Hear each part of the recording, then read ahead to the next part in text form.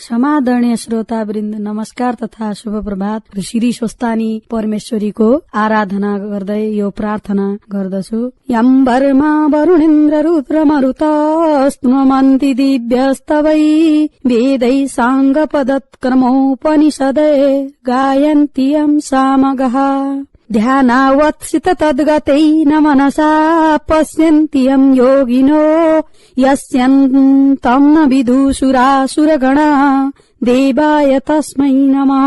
श्रीमत् चन्दन चर्चितोज्ज्वल वपु शुक्लम्बरा मल्लिका मालालङ्कृत कुण्डला प्रबलिशं मुक्तावली शोभिता सर्वज्ञान निदान पुस्तकधरा रुद्राक्षमालाधरा वाग्देवी वदनाम्बुजै वसतु मे त्रैलोक्यमाता चिरम्। मूकं करोति वाचालं पङ्गुं लङ्घयते गिरिम् यत्कृपः तमहं वन्दे परमानन्दमाधवम्। नमो भगवते तस्मै व्यासाय तेजसे यस्य प्रसाददच्छामि नारायणं कथामिमाम्। नारायणं नमस्कृत्य नरं चैव नरोत्तमम् देवीं सरस्वती व्यासं ततो जयमुदीरये।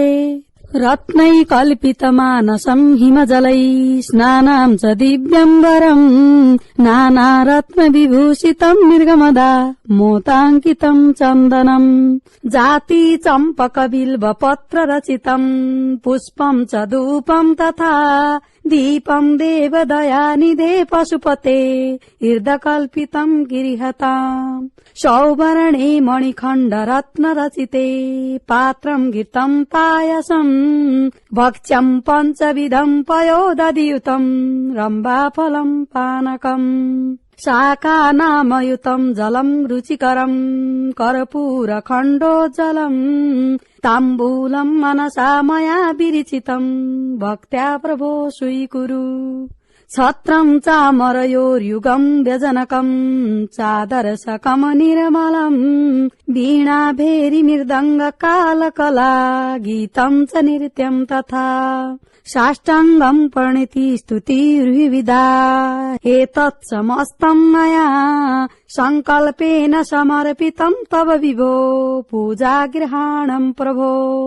आत्मा त्वं गिरिजामती सहचरा प्राणा शरीरं गृहम् पूजाते विषयोपभोगरचना निन्द्रा समाधि स्थिति संचार पदयो प्रदक्षिणविधि स्तोत्राणि सर्वाङ्गिणो यद्यत् कर्म करोमि तद्दखिलम् शम्भोद भाराधनम्।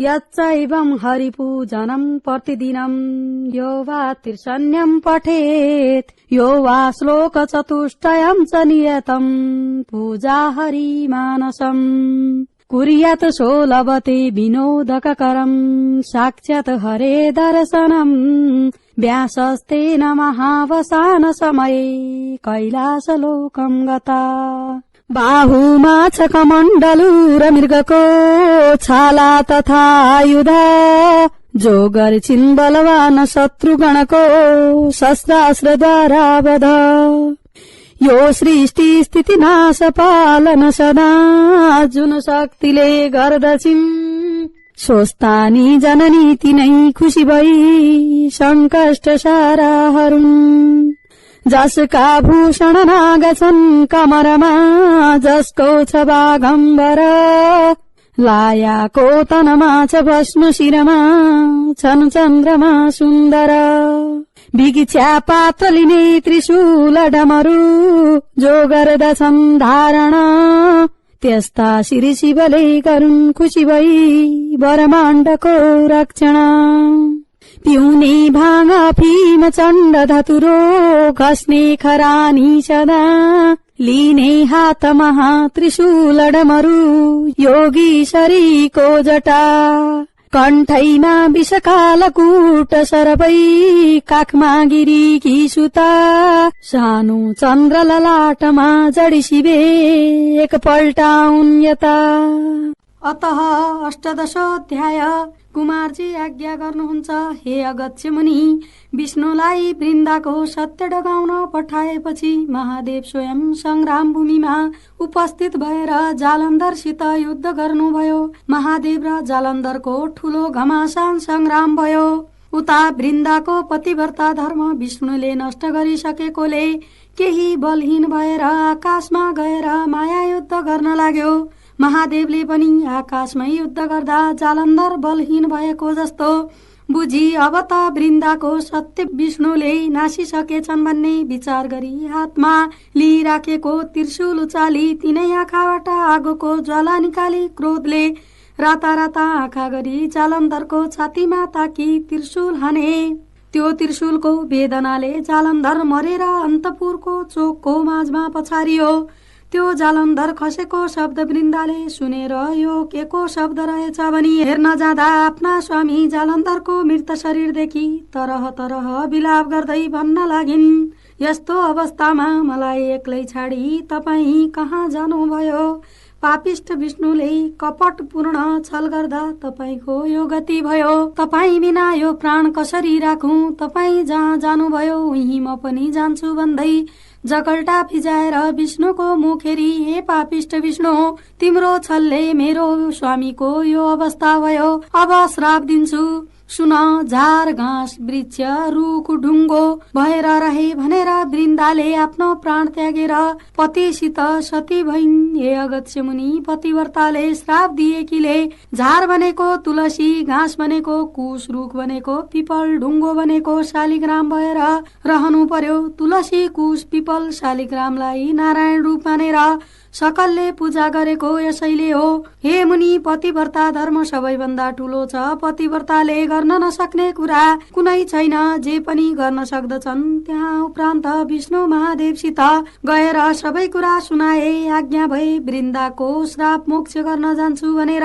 विदा भएर तुलसी, कुश, पिपल, शालिग्राम भइरहे। महादेव नन्दीमाथि चढेर ब्रह्मादि देवताहरू अघि पछि लगाई अप्सराले नाच्ने, गन्धर्वले गीत गाउने, स्वर्गबाट पुष्पवृष्टि गराउँदै ठूलो विजय उत्सव मनाउँदै कैलाशमा प्रथम गण समेत लिएर शिव शक्तिले आनन्दपूर्वक रहे। देवताहरू पनि महादेवसित विदा मागेर आफ्ना आफ्ना आश्रममा गए। यति स्वर्गको कुरा भनिसके अब पातालको कुरा भन्दछु सुन। अस्वस्थमा ऋषि पार्वतीको आज्ञाले सप्त पाताल मध्ये रसातल नामक पातालमा गए। त्यो कस्तो पाताल भने सूर्यको जस्तो तेज भएका अनेक थरीका रत्नले जडी जडाउ गरेर सुवर्णले बनाएको, पुरीमा धन धान्यादिले पूर्ण भएको शेषनाग, कर्कोट नाग, शङ्खनाग, कुलिक नाग, तक्षक नाग, पद्मनाग, वरुण नागहरू, नागिनीहरू वस्त्राभूषणले सिंगारी उभन्दा उ राम्रा भई बसेका ठाउँमा पुगेर भने, हे शेषनाग, पार्वतीको आज्ञाले स्वस्थानी परमेश्वरीको व्रत गर्न लगाई जो दुखी छन्, जो दरिद्री छन्, तिनको उद्धार गर्न आएको हुँ। कोही दुखी भएछन् कि भने शेषनाग भन्दछन्, हे अस्वस्थमा ऋषिश्वर, यहाँ त दुखी कोही छैनन्। त्यो वनको नजिकमा शङ्खचूड, रत्नचूड, कृपादत्त, धर्तराष्ट्र नागको घर छ। उनका स्त्रीहरू दुःखमा छन्, त्यहाँ गएर सुध्याउनु अवश्य। यस्तो सुनेर अस्वस्थमा ऋषि बोलाउँदै नागिनीहरू छेउ गए। शङ्खचूड नागकी स्त्री हिरावती, रत्नचूड नागकी स्त्री रत्नावती, कृपादत्त नागकी स्त्री मृगावती, धर्तराष्ट्र नागकी स्त्री मदनावती, ती स्त्री पुरुष अन्योन्य प्रीतिले रहेका थिए। पछि नागहरू परदेश गएपछि त्यहाँ बस्न नसकी वियोग जनित दुःखले वनमा गएर बसेका भए पनि महासत्यवादी थिए। वनमा पनि सुख त थिएन, तर भाग्य फर्कने आशामा देवता पुकारा गर्दथे। 12 वर्ष व्यतीत हुँदा पनि नागले नागिनीको र नागिनीले नागको केही खबर पाएका थिएनन्।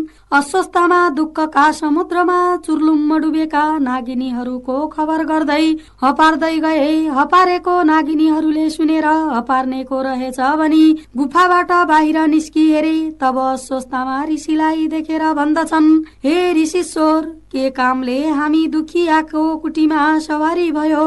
यसरी सुध्याइएपछि अस्वस्थमा भन्दछन्, शीर्षस्थानी परमेश्वरीको व्रत गराई, जो दरिद्री छन् जसका सन्तान छैनन्, जो दुःखी छन् जसका पति छैनन्, त्यस्ताको उद्धार गरौँ भनेर आएको हुँ। यस्तो वचन सुनेर मनमा आनन्द मान्दै नागिनीहरूले भने, हे ऋषीश्वर, हामी दुःखी छौँ, सन्तान पनि छैनन्, पुरुष पनि छैनन्, त्यो व्रत हामीलाई गराऊ भनेर नाग प्रदेश गएको सबै कुरा पुरा वृत्तान्त सुनाएर श्रद्धापूर्वक आसनमा बसाए। अस्वस्थामा भन्दछन्, हे नागिनी हो, सत्ययुगमा हिमालयकी पुत्री पार्वतीले श्री महादेव स्वामी पाऊँ भनी शीर्षस्थानी परमेश्वरीको व्रत गरेको विधिको विस्तार गर्दछु सुन।